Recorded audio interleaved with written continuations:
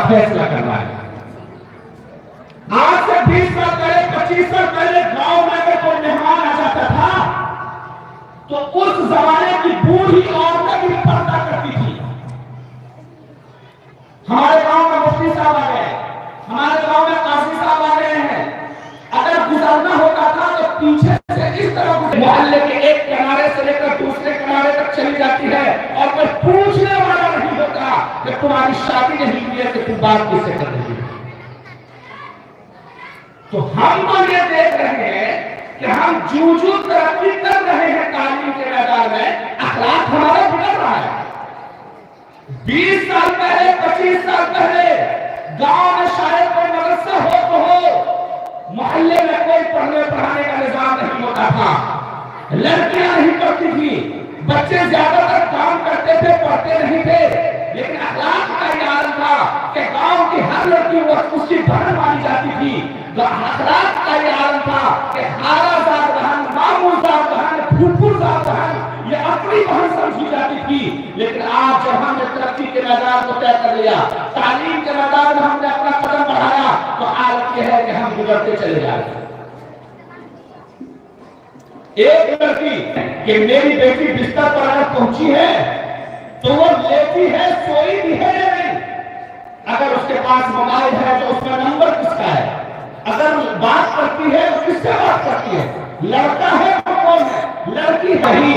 ये फिक्र घर के गार्जियन को नहीं तो हमें कहना पड़ता है कि हम पढ़ लिख कर बर्बाद हो रहे हैं, हम पढ़ लिख कर सुधार नहीं रहे। तो मैं सवाल बिल्कुल शफाफ कर रहा हूं कि आज से 20 साल पहले 25 साल पहले जब हम पढ़े लिखे नहीं थे तब तो हम ठीक थे, हमारा अखलाक अच्छा था, हम पर्दा भी करते थे, हम समाज को समझ भी रहे थे। लेकिन आज 20 साल 25 साल में जब हमने तालीमी मैदान को कबूल कर लिया है तो माँ बाप को घटिया निगाह से देखा जाना शुरू हो गया।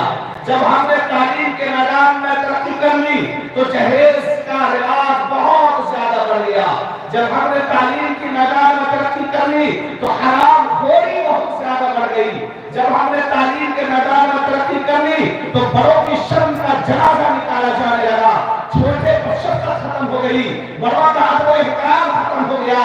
तो क्या मैं ये ना कहूं कि आप हमें जवाब दीजिए कि अगर हम पढ़ रहे हैं तो हमारा अखलाक क्यों बिगड़ रहा है, इसकी वजह क्या है।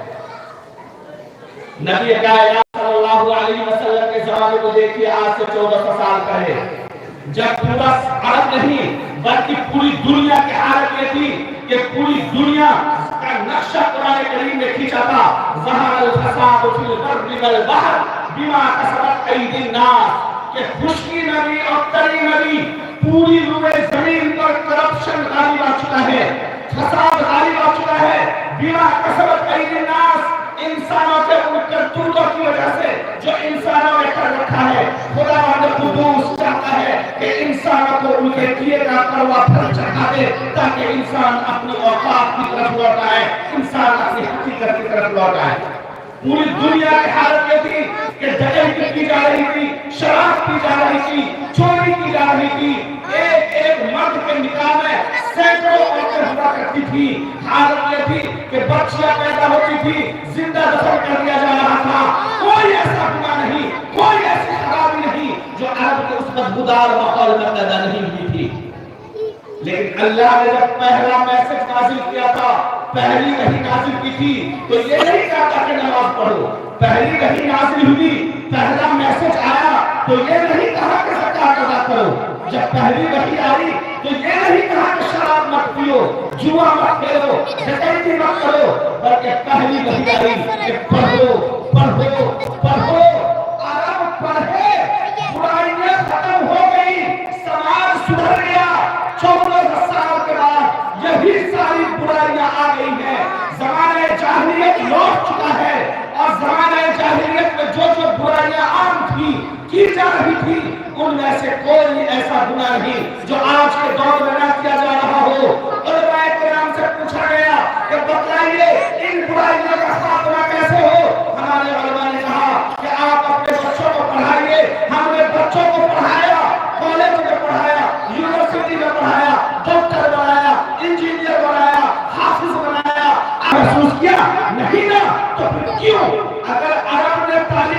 کی وہ سدھر گئے، ہم تعلیم حاصل کر رہے ہیں، ہم سدھر نہیں رہے ہیں، غور کرنے کی ضرورت ہے۔ قرآن کریم کا لازوال پیغام، آخری پیغام آیا تھا، پڑھو پڑھو پڑھو۔ ہم نے پڑھا، ہم نے قرآن پڑھا، حدیث پڑھا، تفسیر پڑھی، حدیث پڑھی، اور ہم نے پورے علوم کو حاصل کر لیا، نچوڑ لیا، لیکن ہم سدھرے نہیں۔ آخر کیوں؟ اس کی ایک وجہ ہے جس وجہ پر ہم غور نہیں کرتے ہیں۔ ہم صرف پڑھ رہے ہیں، صرف پڑھ رہے ہیں، اور یاد رکھیے پڑھنے سے سماج نہیں سدھرتا ہے، تعلیم سے سماج نہیں سدھرے گا، تعلیم سے گارنٹی نہیں ہے کہ سماج سدھرے، بلکہ خطرہ یہ ہے کہ اگر صرف پڑھایا جائے تو بچہ بگڑ سکتا ہے، کیونکہ پڑھنے سے ہوتا یہ ہے کہ اس کا دماغ تیز ہو جاتا ہے، پڑھنے سے دماغ تیز ہو جاتا ہے۔ اگر صرف پڑھایا جائے تو اس کا دماغ تیز ہو جائے گا، اور پھر وہ جرم کرے گا جو جرم جاہل نہیں کر سکتا۔ ایک جاہل آدمی کتنے کی چوری کرے گا؟ 1000، 2000، 10,000۔ اگر 1 لاکھ روپیہ دیکھ لے، چوری کرنے کے سارے وسائل موجود ہوں، کوئی دیکھ نہ رہا ہو، پھر بھی وہ تھر کانپنے لگے گا کہ میں اتنا پیسہ لے کر کروں گا کیا؟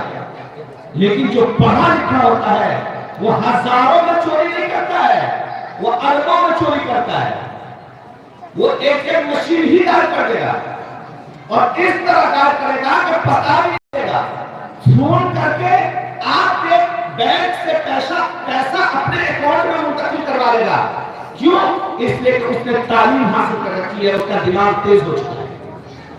تو خالص تعلیم سماج کو بگاڑنے میں مدد کرتی ہے، سماج کو سدھارتی نہیں ہے۔ آج کی حالت یہ ہے کہ ہم صرف تعلیم حاصل کر رہے ہیں، لیکن ذرا اس قرآن کریم کی اس آیت کو غور کیجئے جو اللہ نے نازل کیا تھا، اقرا پڑھیے، اقرا پڑھیے، اقرا پڑھیے، اور آگے کیا کہا؟ اقرا پڑھیے، مطلب جو پڑھنا ہو پڑھیے۔ لوگ کہتے ہیں کہ مولوی صاحب کالج سے منع کرتے ہیں، یونیورسٹی سے منع نہیں کرتے ہیں، یونیورسٹی سے منع کرتے ہیں، کالج سے منع کرتے ہیں۔ غلط بات۔ کس نے کہا؟ قرآن کہتا ہے کہ پڑھیے، مفعول کا ذکر ہی نہیں ہے، کیا پڑھیے؟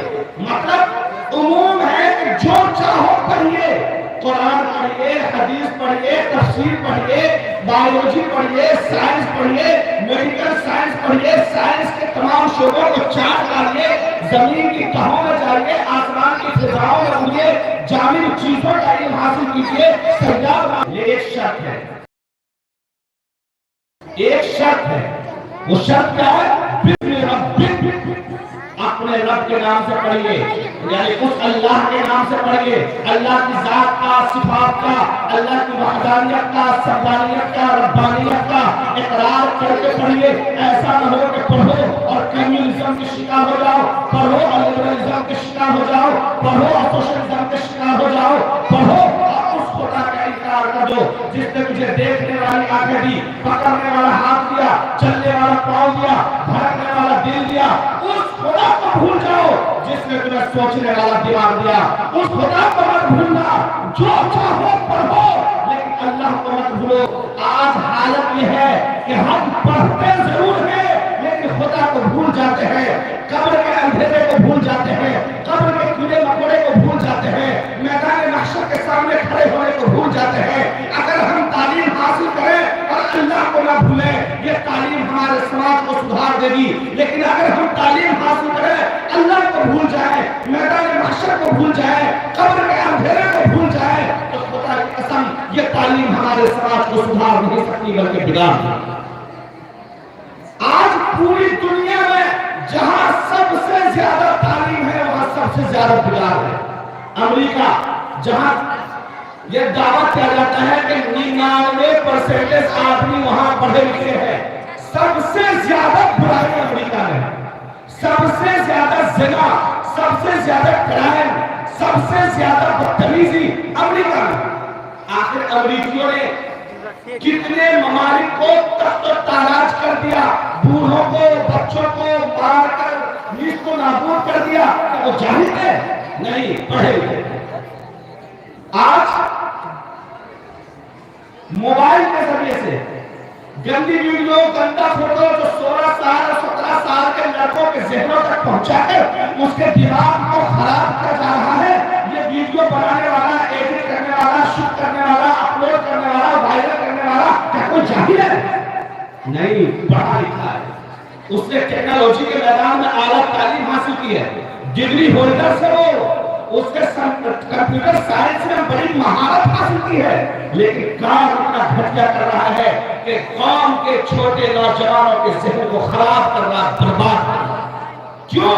اس نے تعلیم حاصل کی اور اپنے پروردگار کو بھلا دیا.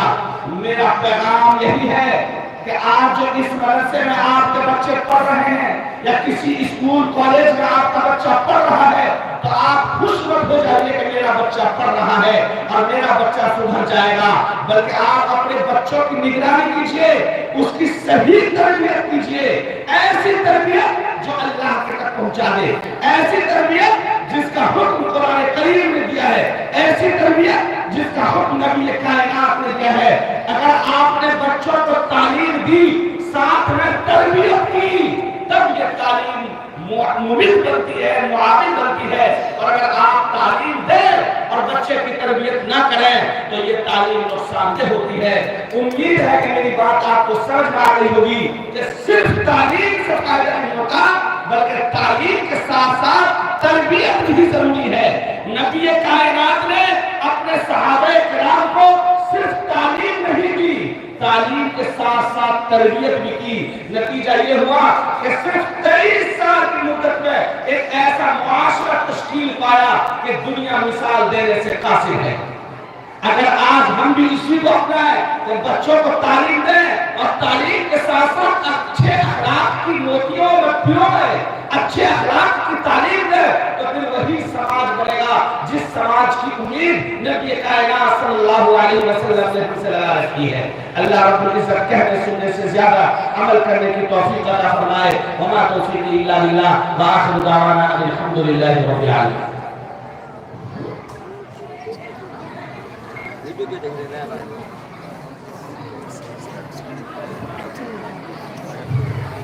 ماشاءاللہ ابھی آپ حضرات حضرت مفتی صاحب کا پرمنظ خطاب سماعت فرما رہے تھے. یقیناً مفتی صاحب نے جو پیغام دیا ہے اس پیغام کو سمجھنے کی ضرورت ہے اور سب سے زیادہ اس پر عمل کرنے کی ضرورت ہے.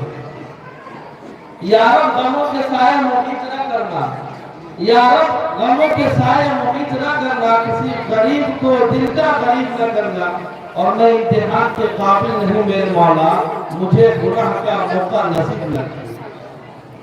اب میں بہت تیزی کے ساتھ کیونکہ وقت قلت دامگیر ہے، جس منظر کو آپ لوگ دیکھنا چاہتے ہیں وہ منظر آپ کے سامنے آنے والا ہے.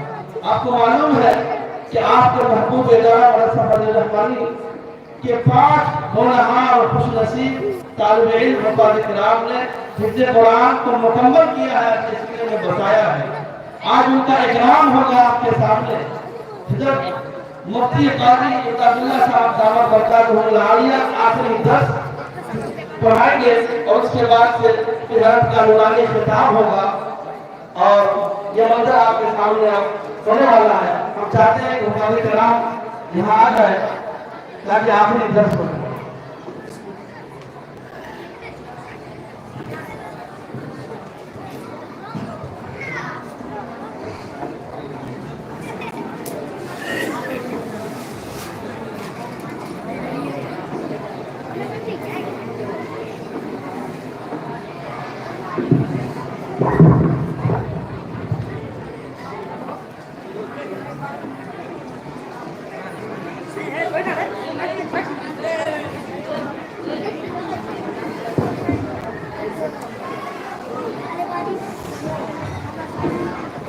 یقیناً یہ گھڑی خوشی کی گھڑی ہے اور خوشی کا مقام ہے کہ ہر شخص کوئی وفاؤں کا پیغمبر نہیں ہوتا. हर कोई वफाओं का पैगंबर नहीं होता, हर शख्स मुकद्दर का सिकंदर नहीं होता। और दस्तार फजीलत कोई आसान नहीं है, दस्तार फजीलत कोई आसान नहीं है। ये अल्लाह तबारक व तआला की तरफ से इनाम है। अल्लाह जिसको चाहता है अता कर देता है।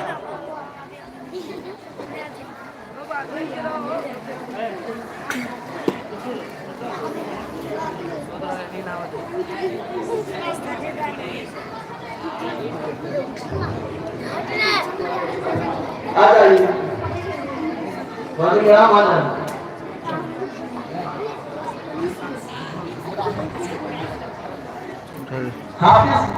बेटा पीछे जनाब निजामुद्दीन साहब तस्मिया, हाफिज सलाहुद्दीन बिन शहाबुद्दीन साहब तलवारी, हाफिज हसन बिन मोहम्मद समीर साहब फरोखपुर, हाफिज जैद आलम बिन मोहम्मद मुस्तफा सोटगांव।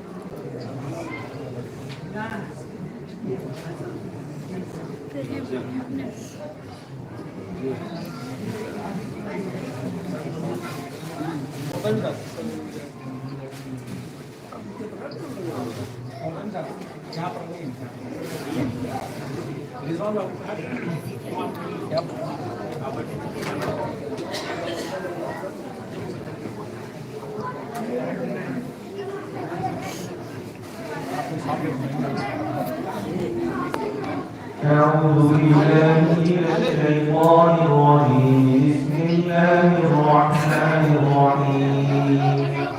أعوذ بالله من الشيطان الرجيم. بسم الله الرحمن الرحيم. قل هو الله أحد. قل هو الله أحد. الله الصمد. الله الصمد. لم يلد ولم يولد ولم يكن له كفوا أحد. لم يلد ولم يولد ولم يكن له كفوا أحد. بسم الله الرحمن الرحيم. بسم الله الرحمن الرحيم. قل أعوذ برب الفلق من شر ما خلق أعوذ برب الفلق من شر ما خلق ومن شر غاسق إذا وقب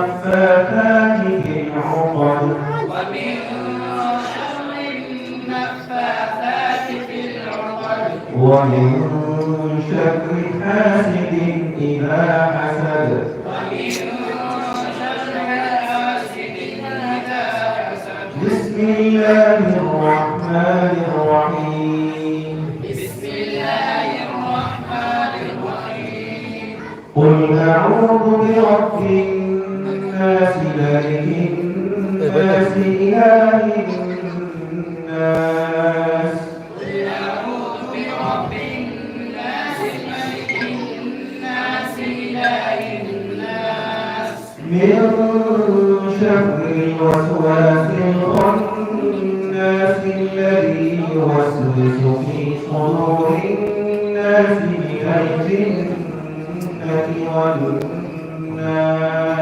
من شر الوسواس الخناس الذي يوسوس في صدور الناس من الجنة والناس بسم الله الرحمن الرحيم بسم الله الرحمن الرحيم الحمد لله رب العالمين الحمد لله رب العالمين الرحمن الرحيم الرحمن الرحيم مالك يوم الدين مالك يوم الدين إياك نعبد وإياك आगे बढ़ाने के लिए ऊपर जाने के लिए जगह छोड़ दीजिए आपकी मेहरबानी होगी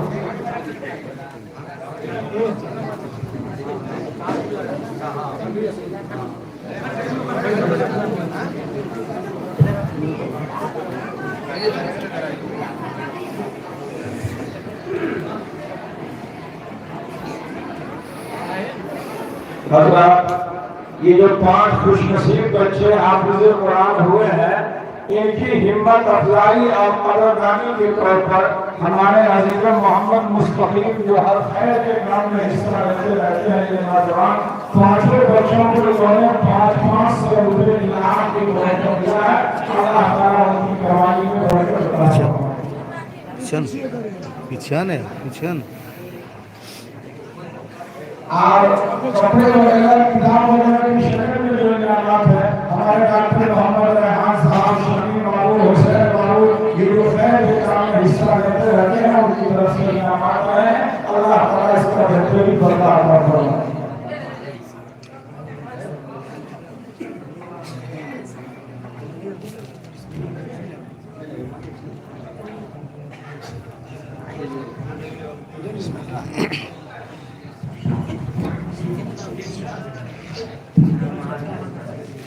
इसको पीछे करो अच्छा की दे घुस गया ए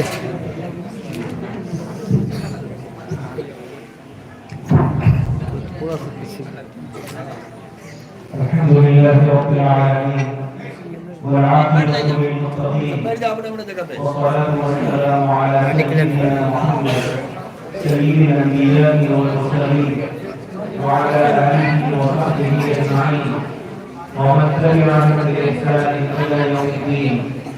أما بعد فأعوذ بالله من الشيطان الرجيم بسم الله الرحمن الرحيم. ثم أورثنا الكتاب الذين اصطفينا من عبادنا. وقال النبي صلى الله عليه وسلم طوبى لعبد جعله الله مفتاحا للخير وغلاما للشر وويل لعبد جعله الله إغلاقا للخير ومفتاحا للشر.